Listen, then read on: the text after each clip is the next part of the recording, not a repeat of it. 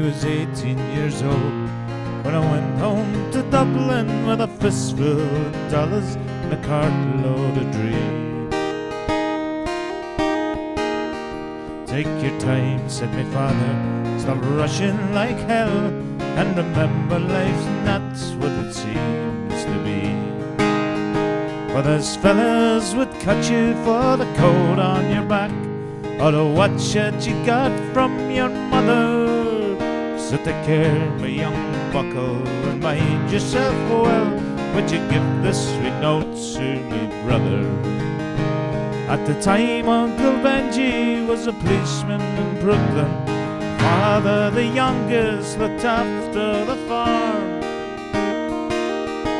When a phone call from America said send the lads over, and the old fella said sure it wouldn't do any harm. Where I spent my life working this dirty old town, where a few pints of porter and the smell of a pound. And maybe there's something you'll learn, or you'll see you can bring it back home, make it easy on me. So I landed at Kennedy, and a big yellow taxi carried me and me bags through the streets in the rain. Well, my poor heart was thumping around with excitement. I could hardly even tell what the driver was saying. Came on the short parkway to the flatlands of Brooklyn, my uncle's apartment on East 53rd. I was feeling so happy, I was humming a song, and I sang, "You're as free as a bird."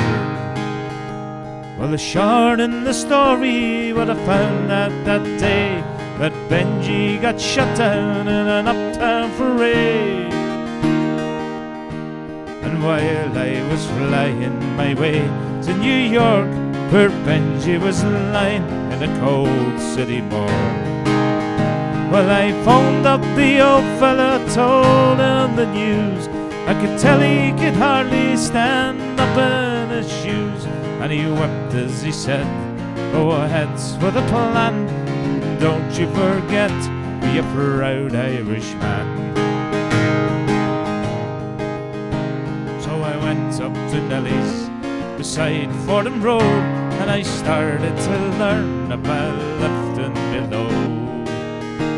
But the heaviest thing I carried that year was the bittersweet corpse of my old fellow dear.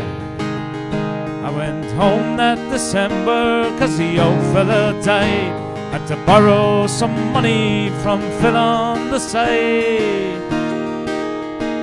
And all the bright flowers and brass couldn't hide the poor wasted face of me father.